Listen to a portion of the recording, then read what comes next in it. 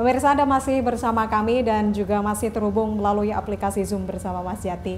Tadi insight yang bagus menurut saya dari Mas Jati, di mana memang kalau dilihat persamaannya seperti itu ya, ada juga sedikit perbedaannya, tetapi yang bersyukurnya tadi itu tidak seberdarah yang sebelum-sebelumnya, karena itu memang miris sekali ya, jangan sampai itu terjadi, karena itu bisa jadi sangat menodai semua pihak gitu, hukum kemanusiaan dan apapun itu yang ada.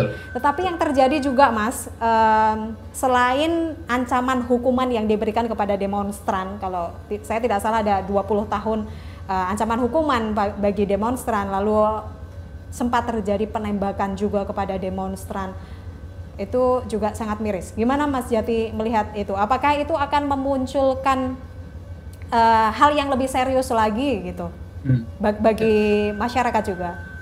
Ya, baik, terima kasih Mbak. Jadi setelah terjadi transisi demokrasi tahun 2011 sampai kemarin ya, sampai hari ini ya, memang masih banyak terjadi pembatasan dan pelanggaran terhadap hak kebebasan mengemukakan pendapat atau freedom of expressions. Jadi masih terbatas. Karena ini bisa dipahami sekali lagi karena mereka masih transisi. Jadi kalau tidak salah berdasarkan laporan dari Amnesty itu ada sekitar 100-an aktivis yang masih ditahan di pemerintah karena mereka mengemukakan pendapatnya yang dianggap mengkritisi pemerintah gitu, terutama mengkritisi militer. Nah, kalau dilihat dalam konteks normal, ketika pemerintah nomor berjalan saja seperti itu, apalagi ketika pemerintah sekarang dipegang secara paksa oleh faksi militer. Betul. Nah, dalam konteks ini, ketika terjadi sebuah kondisi darurat, maka undang-undang sipil atau undang-undang normal yang biasanya berlaku itu bisa jadi tidak berlaku karena kondisinya memang tidak normal, sehingga yang terjadi militer yang selaku pihak yang melakukan kudeta itu melaksanakan atau menjalankan undang-undang darurat yang biasanya undang-undang darurat sipil misalnya, yang itu penekanan terhadap hukuman terhadap pembangkangan sipil itu akan lebih tajam. Tadi misalnya ancaman sekian puluh tahun penjara, bahkan bahkan termasuk misalnya membubarkan aksi demonstrasi damai dengan secara paksa.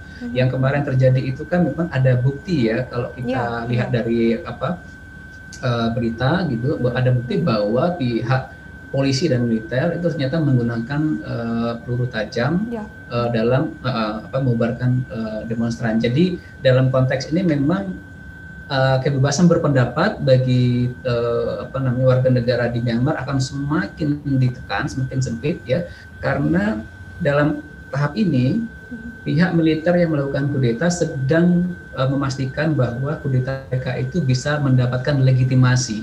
Nah, salah satu cara untuk mendapatkan legitimasi ini adalah untuk menekan suara-suara yang menentang kudeta ini. Tentunya masyarakat yang sudah paham dengan konteks demokrasi yang akan melakukan penentangan, dan orang-orang inilah yang ditekan oleh pemerintah. Oleh karena itu, secara textbook, ketika militer atau pihak yang melakukan kudeta berhasil melakukan kudeta, yang pertama kali mereka lakukan adalah untuk memutus jalur komunikasi, sehingga ketika terjadi kudeta kemarin tanggal 1 Februari itu langsung internet connection lost. Naik sedikit sampai 50%, sekarang katanya sudah agak recovery sedikit sampai 75%, tetapi komunikasinya masih sangat dibatasi. Ini sudah kalau dalam konteks operasi militer itu sangat standar bahwa ketika militer ingin menguasai sesuatu, jalur komunikasi juga dikuasai. Kira-kira begitu. Oke, jadi memang itu pola yang dilakukan ya, Mas ya. Pola, betul. Iya. Kalau Mas Jati melihat atau menganalisa sebenarnya kondisi seperti ini yang terjadi di Myanmar, haruskah memang melalui sistem seperti ini, Mas, selama masa transisi? Misalnya apa, Mbak? Misalnya ya seperti keadaan yang terus kudeta setiap saat ketika kondisi yang tidak menguntungkan. Lalu kemudian apakah ini harus sesuatu yang dilalui? Apa sebenarnya PR yang masih besar, yang masih ganjal gitu ya bagi Myanmar sendiri? Menurut saya salah satu PR besar yang memang sampai saat ini jadi pekerjaan rumah terutama oleh partai NLD yang basisnya demokrasi itu adalah untuk mengembalikan militer ke barak.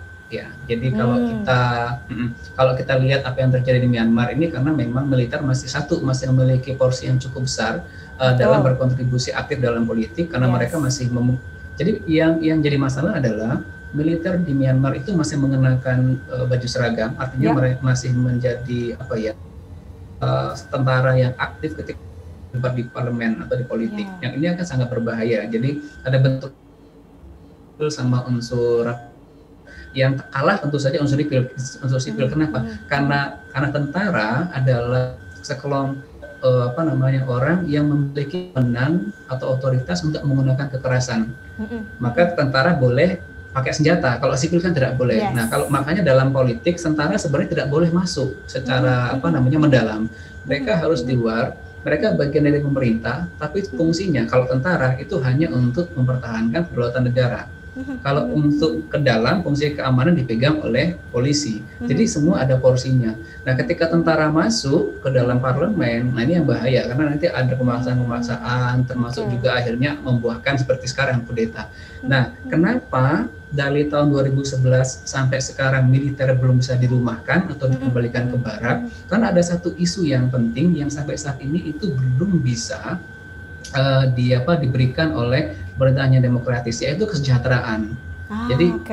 Jadi ini menurut saya salah satu pemicu yang cukup logis ketika tentara meluapkan kekecewaannya karena mereka merasa selama 5 tahun transisi demokrasi mereka tidak merasakan kesejahteraan yang berubah, karena terus terang saja salah satu isu yang cukup pelik di Myanmar itu adalah isu kesejahteraan tentara, sehingga mereka itu membuat struktur dari atas ke bawah atau dari bawah ke atas, struktur politik ekonomi itu ada unsur tentaranya, karena kan ada resource ekonomi yang bisa mereka dapatkan.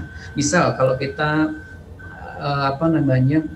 bandingkan ke Indonesia kan, dulu kan tentara itu kan punya badan-badan usaha begitu, itu yang menjadi tempat mereka untuk mendapatkan sumber-sumber pendapatan tambahan begitu. Nah, di Myanmar mereka juga melakukan itu, tapi secara formal. Jadi struktur itu masuk ke pemerintah dan mereka juga ada di sana.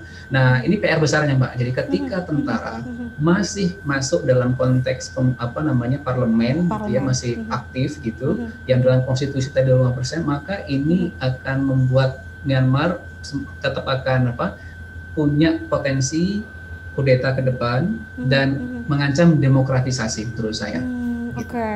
Kalau itu menjadi salah satu PR besar yang mungkin ini memang tidak semudah membalikkan telapak tangan itu, karena prosesnya pasti panjang sekali. Tidak serta-merta begitu ya Mas ya, dan kita berharap apapun itu semoga berjalan sesuai dengan lancar. Saya nggak apa-apa ya Mas, ini memang harus seperti ini gitu prosesnya atau bagaimana gitu. Dan yang penting ini selain itu, karena ini juga ada hubungannya dengan para pihak-pihak negara lain sebenarnya. Kalau Mas Jati lihat, adakah peran dari pihak lain gitu, kalau ataupun reaksi internasional? Sebenarnya benarkah itu Myanmar yang sedang terkudeta atau berperang dengan negerinya, ataukah ada pihak lain yang sebenarnya ikut berperan serta? Nanti kita bahas setelah jeda pariwara berikut ini seperti apa reaksi internasional. Pemirsa jangan beralih dari tempat duduk Anda, sesaat lagi.